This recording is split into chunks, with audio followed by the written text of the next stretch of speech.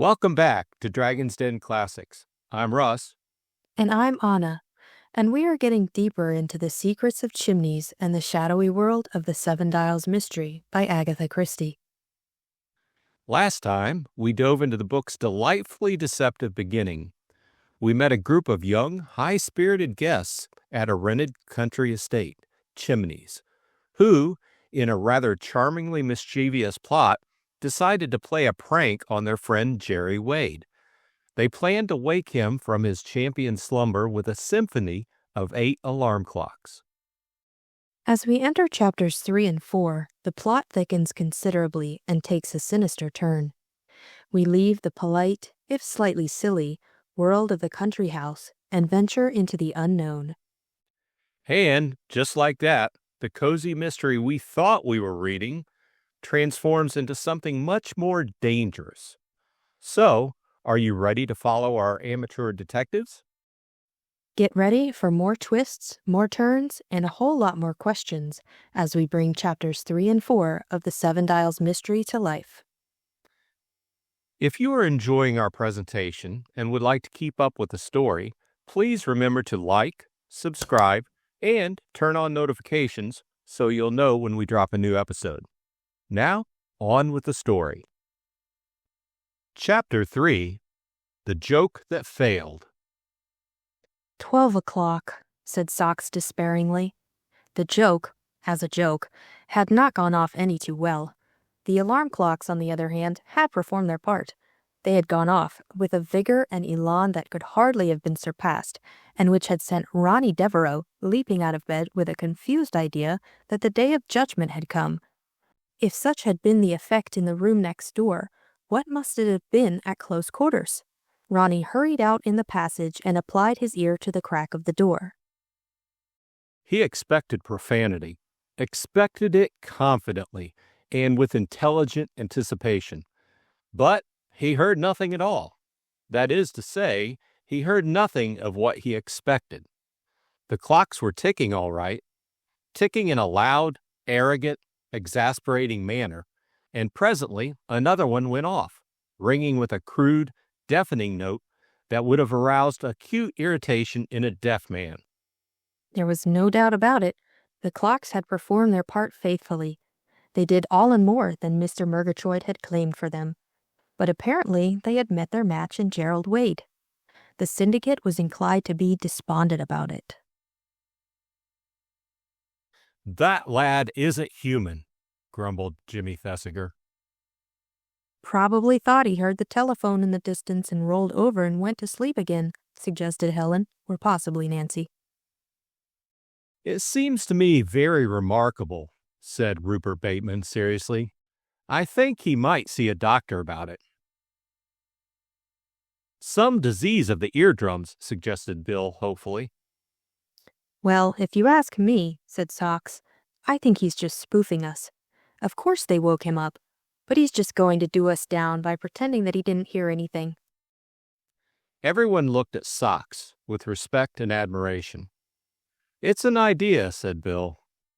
He's subtle, that's what it is, said Socks. You'll see, he'll be extra late for breakfast this morning, just to show us. And since the clock now pointed to some minutes past 12, the general opinion was that Socks's theory was a correct one. Only Ronnie Devereaux demurred. "You forget, I was outside the door when the first one went off. Whatever old Jerry decided to do later, the first one must have surprised him. He'd have let out something about it." "Where did you put it, Pongo?" "On a little table close to his ear," said Mr. Bateman. "That was thoughtful of you, Pongo," said Ronnie. "Now tell me," he turned to Bill, "if a whacking great bell started ringing within a few inches of your ear at 6:30 in the morning, what would you do about it?" "Oh, Lord," said Bill, "I should say." He came to a stop. "Of course you would," said Ronnie. "So should I. So would anybody."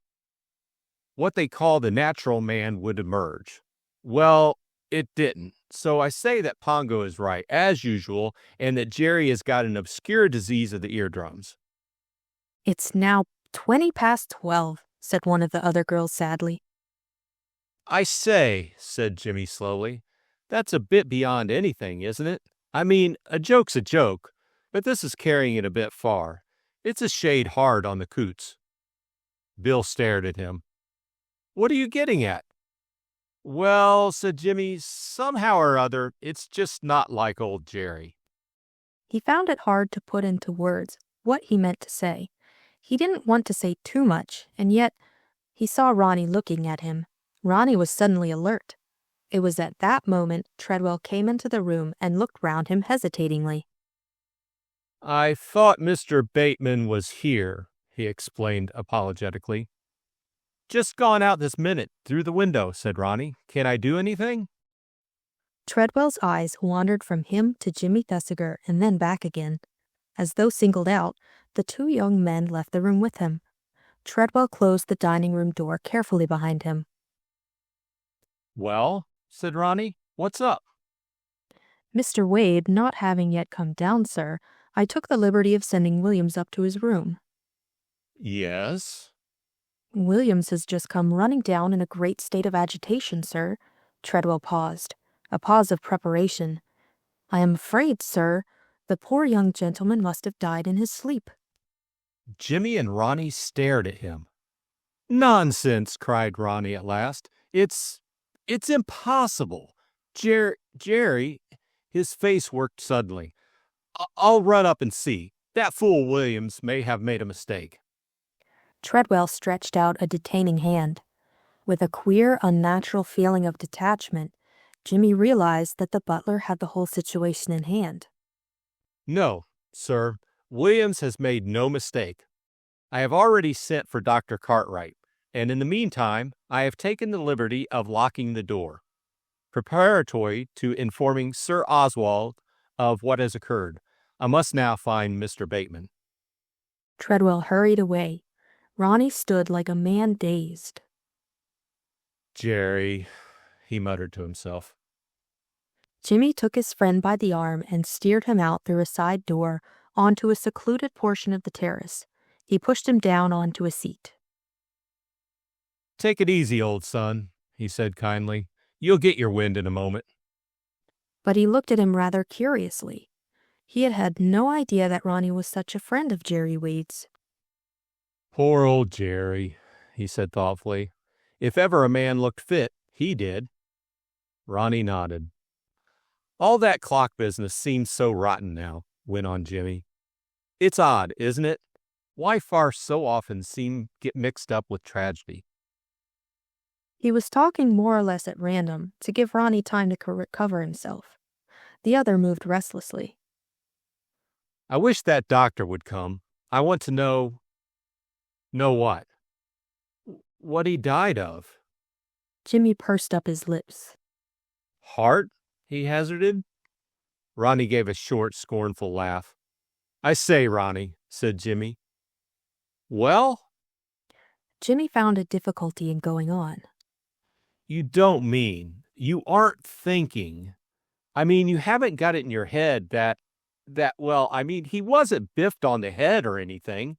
Treadwell's locking the door and all that. It seemed to Jimmy that his words deserved an answer, but Ronnie continued to stare straight out in front of him. Jimmy shook his head and relapsed into silence. He didn't see that there was anything to do except just wait. So he waited. It was Treadwell who disturbed them. The doctor would like to see you two gentlemen in the library, if you please, sir. Ronnie sprang up. Jimmy followed him. Dr. Cartwright was a thin, energetic young man with a clever face. He greeted them with a brief nod. Pongo, looking more serious and spectacled than ever, performed introductions. I understand you were a great friend of Mr. Wade's, the doctor said to Ronnie. His greatest friend. Well, this business seems straightforward enough. Sad, though. He looked a healthy young chap. Do you know if he was in the habit of taking stuff to make him sleep? Make him sleep? Ronnie stared. He always slept like a top. You never heard him complain of sleeplessness? Never. Well, the facts are simple enough. There has to be an inquest, I'm afraid. nevertheless. How did he die? There's not much doubt. I should say an overdose of chloral. The stuff was by his bed in a bottle and glass. Very sad, these things are. It was Jimmy who asked the question which he felt was trembling on his friend's lips, and yet which the other could somehow or other not get out. There's no question of foul play? The doctor looked at him sharply. Why do you say that? Any cause to suspect it? Jimmy looked at Ronnie. If Ronnie knew anything, now was the time to speak. But to his astonishment, Ronnie shook his head. No cause whatsoever, he said clearly. And suicide? Certainly not. Ronnie was emphatic. The doctor was not so clearly convinced. No troubles that you know of? Money troubles? A woman? Again, Ronnie shook his head. Now, about his relations. They must be notified. He's got a sister, a half-sister rather, lives at Dean Priory, about 20 miles from here. When he wasn't in town, Jerry lived with her. Said the doctor. Well, she must be told.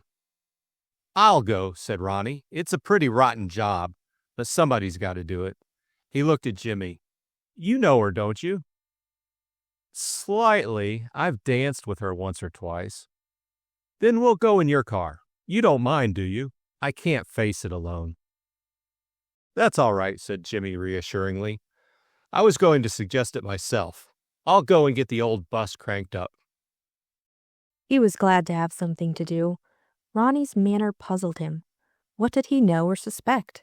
And why had he not voiced his suspicions, if he had them, to the doctor? Presently, the two friends were skimming along in Jimmy's car with a cheerful disregard for such things as speed limits. Jimmy, said Ronnie at last, I suppose you're about the best pal I have now. Well, said Jimmy, what about it? He spoke gruffly. There's something I'd like to tell you. Something you ought to know. About Jerry Wade? Yes, about Jerry Wade. Jimmy waited. Well, he inquired at last. I don't know that I ought to, said Ronnie. Why? I'm bound by a kind of promise. Oh, well then, perhaps you'd better not. There was a silence. And yet, you see, Jimmy, your brains are better than mine. They could easily be that, said Jimmy unkindly. No, I can't, said Ronnie suddenly. All right, said Jimmy, just as you like. After a long silence, Ronnie said, What's she like? Who? This girl, Jerry's sister. Jimmy was silent for some minutes. Then he said in a voice that had somehow or other altered, She's all right. In fact, well, she's a corker. Jerry was very devoted to her. I know. He often spoke of her. She was very devoted to Jerry. It's going to hit her hard. Yes, a nasty job. They were silent till they reached Dean Priory. Miss Lorraine, the maid told them, was in the garden, unless they wanted to see Mrs. Coker. Jimmy was eloquent that they did not want to see Mrs. Coker. Who's Mrs. Coker? Asked Ronnie as they went around to the somewhat neglected garden. The old trout who lives with Lorraine. They had stepped out into a paved walk. At the end of it was a girl with two black spaniels. A small girl, very fair, dressed in shabby old tweeds. Not at all the girl that Ronnie had expected to see. Not, in fact, Jimmy's usual type. Holding one dog by the collar, she came down the pathway to meet them. How do you do? She said. You mustn't mind Elizabeth. She's just had some puppies, and she's very suspicious. She had a supremely natural manner, and she looked up smiling. The faint wild rose flush deepened in her cheeks. Her eyes were a very dark blue, like cornflowers. Suddenly they widened. Was it with alarm? As though, already, she guessed. Jimmy hastened to speak. This is Ronnie Devereaux, Miss Wade. You must often have heard Jerry speak of him. Oh, yes. She turned a lovely, warm, welcoming smile on him. You've both been staying at Chimneys, haven't you? Why didn't you bring Jerry over with you? We couldn't, said Ronnie, and then stopped. Again, Jimmy saw the look of fear flash into her eyes. Miss Wade, he said, we've got bad news for you. She was on the alert in a moment. Jerry? Yes, Jerry, he's... She stamped her foot with sudden passion. Oh, tell me, tell me. She turned suddenly on Ronnie. You'll tell me. Jimmy felt a pang of jealousy, and in that moment he knew what up to now he had hesitated to admit to himself. He knew why Helen and Nancy and Socks were just girls to him and nothing more. He only half heard Ronnie's voice saying gravely, Yes, Miss Wade, I'll tell you. Jerry is dead. She had plenty of pluck. She gasped and drew back, but in a minute or two she was asking eager, searching questions. How? When? Ronnie answered her as gently as he could. Sleeping draft? Jerry? The incredulity in her voice was plain. Jimmy gave her a glance. It was almost a glance of warning. He had sudden feeling that Lorraine in her innocence might say too much. In his turn, he explained as gently as possible the need for an inquest. She shuddered. She declined their offer of taking her back to Chimneys with them, but explained she would come over later. She had a two-seater of her own. But I want to be alone a little first, she said piteously. I know, said Ronnie. That's all right, said Jimmy. They looked at her, feeling awkward and helpless. Thank you both ever so much for coming. They drove back in silence, and there was something like constraint between them. My God, that girl's plucky, said Ronnie once. Jimmy agreed. Jerry was my friend, said Ronnie. It's up to me to keep an eye on her. Oh, rather, of course. They said no more. On returning to Chimneys, Jimmy was waylaid by a tearful Lady Coot. That poor boy, she kept repeating. That poor boy. Jimmy made all the suitable remarks he could think of. Lady Coot told him at great length various details about the decease of various dear friends of hers. Jimmy listened with a show of sympathy and at last managed to detach himself without actual rudeness. He ran lightly up the stairs. Ronnie was just emerging from Gerald Wade's room. He seemed taken aback at the sight of Jimmy. I've been in to see him, he said. Are you going in? I don't think so, said Jimmy, who was a healthy young man with a natural dislike to being reminded of death. I think all his friends ought to. Oh, do you? Said Jimmy, and registered to himself an impression that Ronnie Devereaux was damned odd about it all. Yes, it's a sign of respect. Jimmy sighed, but gave in. Oh, very well, he said, and passed in, setting his teeth a little. There were white flowers arranged on the coverlet, and the room had been tidied and set to rights. Jimmy gave one quick, nervous glance at the still white face. Could that be cherubic pink Jerry Wade? That still peaceful figure. He shivered. As he turned to leave the room, his glance swept the mantel shelf and he stopped in astonishment. The alarm clocks had been ranged along it neatly in a row. He went out sharply. Ronnie was waiting for him. Looks very peaceful and all that. Rotten luck on him, mumbled Jimmy. Then he said, I say, Ronnie, who arranged all those clocks like that in a row? How should I know? One of the servants, I suppose.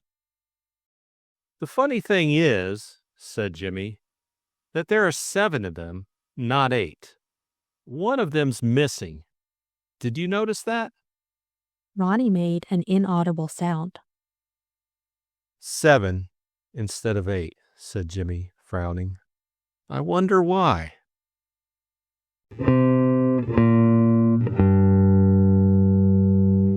Chapter 4. A Letter. Inconsiderate, that's why I call it, said Lord Caterham. He spoke in a gentle, plaintive voice, and seemed pleased with the adjective he had found. Yes, distinctly inconsiderate. I often find these self-made men are inconsiderate. Very possible that is why they amass such large fortunes. He looked mournfully out over his ancestral acres, of which he had today regained possession. His daughter, Lady Eileen Brent, known to her friends in society in general as Bundle, laughed. "You'll certainly never amass a large fortune," she observed dryly, "though you didn't do so badly out of old Coot, sticking him for this place. What was he like? Presentable?" One of those large men, said Lord Caterham, shuddering slightly, with a red, square face and iron-gray hair. Powerful, you know, what they call a forceful personality. The kind of a man you'd get if a steamroller were turned into a human being. "Rather tiring," suggested Bundle sympathetically. Frightfully tiring, full of all of the most depressing virtues like sobriety and punctuality. I don't know which are the worst, powerful personalities or earnest politicians. I do so prefer the cheerful inefficient. "A cheerful inefficient wouldn't have been able to pay you the price you asked for this old mausoleum," Bundle reminded him. Lord Caterham winced. I wish you wouldn't use that word, Bundle. We were just getting away from the subject. "I don't see why you're so frightfully sensitive about it," said Bundle. "After all, people must die somewhere." They needn't die in my house, said Lord Caterham. "I don't see why not. Lots of people have. Masses of stuffy old great-grandfathers and grandmothers." That's different, said Lord Caterham. Naturally, I expect Brents to die here.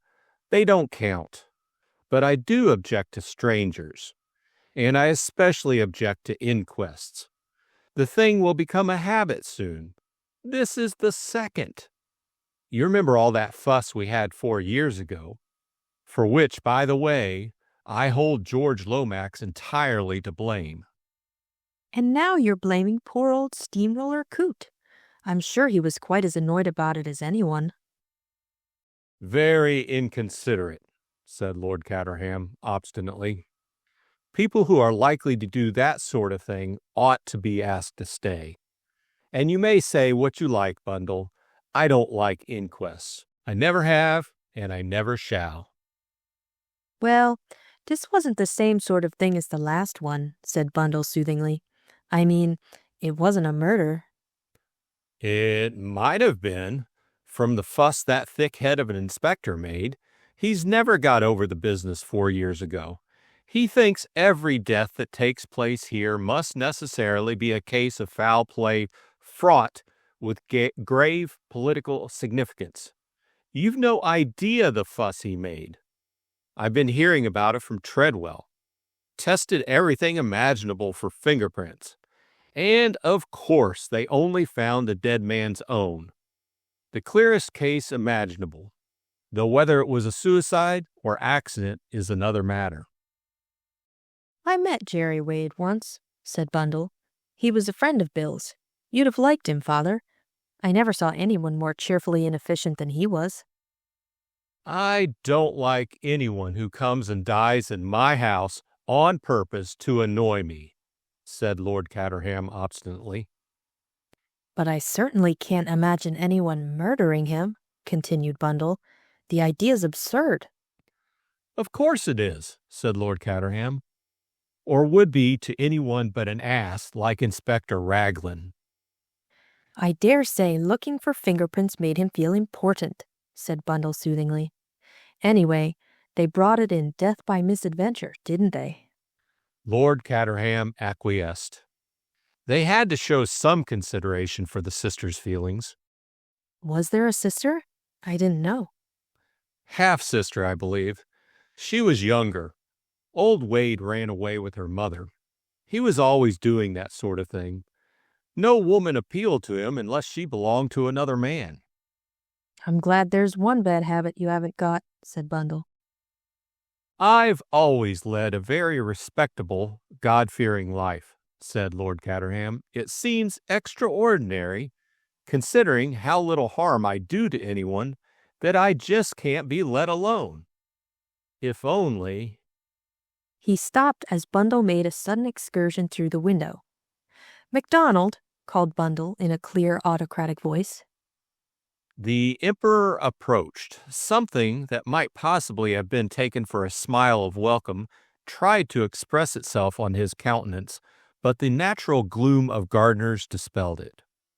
"Your ladyship," said MacDonald. "How are you?" said Bundle. "I'm no very grand," said MacDonald. "I wanted to speak to you about the bowling green. It's shockingly overgrown. Put someone onto it, will you?" MacDonald shook his head dubiously. "It would mean taking William from the lower border, milady." "Damn the lower border," said Bundle. "Let him start at once. And MacDonald, "Yes, milady?" let's have some of those grapes in from the far house. I know it's the wrong time to cut them because it always is, but I want them all the same. See?" Bundle re-entered the library. "Sorry, Father," she said. "I wanted to catch MacDonald. Were you speaking?" "As a matter of fact, I was," said Lord Caterham. "But it doesn't matter. What were you saying to MacDonald?" "Trying to cure him of thinking he's God Almighty, but that's an impossible task. I expect the coots have been bad for him. MacDonald wouldn't care one hoot, or even two hoots, for the largest steamroller that ever was. What's Lady Coot like?" Lord Caterham considered the question. "Very like my idea of Mrs. Siddons," he said at last. "I should think she went in a lot for amateur theatricals. I gather she was very upset about the clock business." "What clock business?" "Treadwell was just telling me. It seems the house party had some joke on. They bought a lot of alarm clocks and hid them about the young Wade's room. And then, of course, the poor chap was dead, which made the whole thing rather beastly. Bundle nodded. Treadwell told me something else rather odd about the clocks," continued Lord Caterham, who was now quite enjoying himself. "It seems that somebody collected them all and put them in a row on the mantelpiece after the poor fellow was dead." "Well, why not?" said Bundle. "I don't see why not myself," said Lord Caterham, "but apparently there was some fuss about it, so no one would own up to having done it, you see. All the servants were questioned and swore they hadn't touched the beastly things. In fact, it was rather a mystery.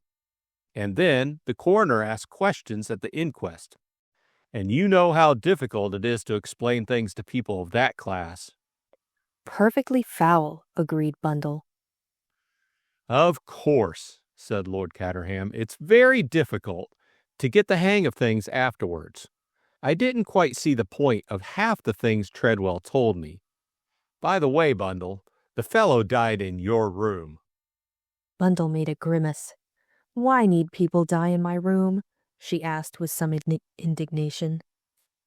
"That's just what I've been saying," said Lord Caterham in triumph. "Inconsiderate. Everybody's damned inconsiderate nowadays." "Not that I mind," said Bundle valiantly. "Why should I?" "I should," said her father. "I should mind very much. I should dream things, you know, spectral hands and clanking chains." "Well," said Bundle, "Great Aunt Louisa died in your bed. I wonder you don't see her spook hovering over you." "I do, sometimes," said Lord Caterham, shuddering, "especially after lobster." "Well, thank heavens I'm not superstitious," declared Bundle.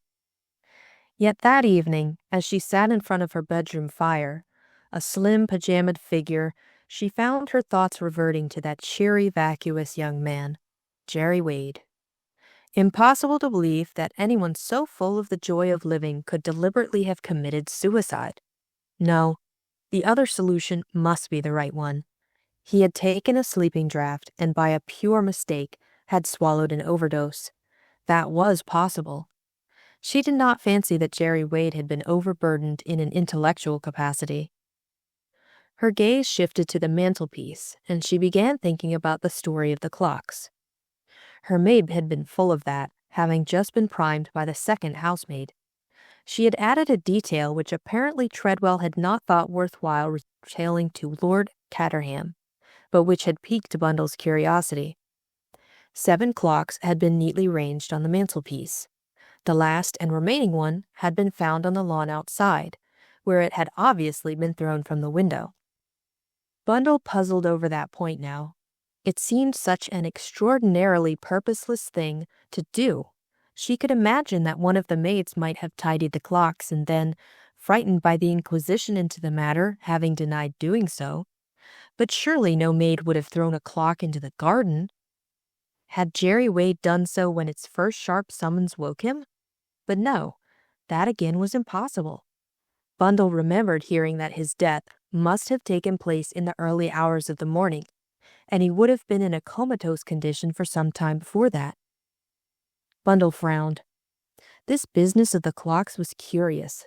She must get hold of Bill Eversley. He had been there, she knew. To think was to act with Bundle. She got up and went over to the writing desk. It was an inlaid affair with a lid that rolled back. Bundle sat down at it, pulling a sheet of notepaper towards her, and wrote, "Dear Bill." She paused to pull out the lower part of the desk. It had stuck halfway, as she remembered it often did. Bundle tugged at it impatiently, but it did not move. She recalled that on a former occasion an envelope had been pushed back with it and had jammed it for the time being. She took a thin paper knife and slipped it into the narrow crack. She was so far successful that a corner of white paper showed. Bundle caught hold of it and drew it out. It was the first sheet of a letter, somewhat crumpled. It was the date that first caught Bundle's eye, a big flourishing date that leaped out from the paper. September 21st. September 21st, said Bundle slowly. Why, surely that was... She broke off. Yes, she was sure of it. The 22nd was the day Jerry Wade was found dead. This, then, was a letter he must have been writing on the very evening of the tragedy. Bundle smoothed it out and read it. It was unfinished. My darling Lorraine, I will be down on Wednesday. Am feeling awfully fit and rather pleased with myself all around. It will be heavenly to see you. Look here, do forget what I said about the 7 Dials business. I thought it was going to be more or less of a joke, but it isn't. Anything but. I'm sorry I ever said anything about it. It's not the kind of business kids like you ought to be mixed up in. So forget about it, see? Something else I want to tell you, but I'm so sleepy I can't even keep my eyes open. Oh, about Lurcher, I think... Here the letter broke off. Bundle sat frowning. 7 Dials. Where was that? Some rather slummy district of London, she fancied. The word 7 Dials reminded her of something else, but for the moment she couldn't think of what. Instead, her attention fastened on 2 phrases.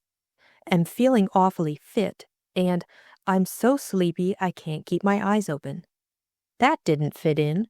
That didn't fit in at all. For it was that very night that Jerry Wade had taken such a heavy dose of chloral that he never woke again.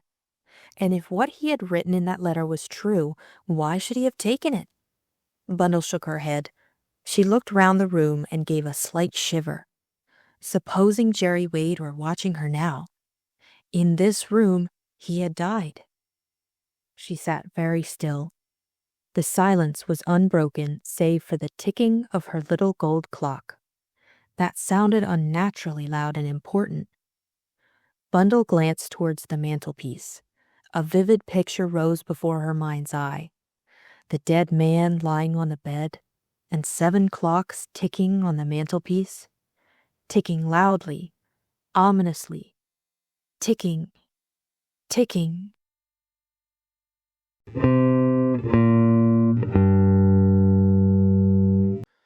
So, Anna, what do you think of these two chapters? I thought it was an interesting turn. We're starting to focus more on the original inhabitants of the house. They've come back. Mr. Catterham, he actually mentioned a name, Mrs. Siddons, and it sounded like a significant character of the time. So I decided to look her up, and she was actually a famous actress in the 1800s. And she was compared to Lady Coote being very melodramatic, and I can see that as a definitely good comparison. That's interesting. You know what? I find it very myself. I find it very interesting that there is a lot of humor that catches me in this story already. Classically, I wouldn't think of the name Agatha Christie in the same phrase as humorous. But to me, these first four chapters, it just really, she weaves humor in without making it exactly like a comedy or anything, but it's enough to kind of break the seriousness of some of the scenes. Yeah, definitely. Some of the times we've been reading through this, I've just been cracking up with all of the different things. Yeah, that first read through of the chapter, both of us laughed out loud. At the part where the guy who owns the actual estate is very mad that people keep dying at his estate. Yeah. So, is there anything else you want to add before we wrap this up? Going with the plot of the story, I thought it was very interesting when some of Jerry's friends went over to see his sister and to inform her of his death and how she was out in the garden. She wasn't expecting anything. But nonetheless, whenever they did tell her, she didn't seem too worried about it. She kind of was just like, oh, what? How? What? So You're right. You would think that if your brother just died, you would be more concerned about that than, I find that interesting. It's something we're going to have to keep our eye on. Okay, well, that's it for that. Thanks for dropping by the Dragon's Den. Please join us next time when we bend a page and explore chapters 5 and 6 of The Seven Dials Mystery by Agatha Christie.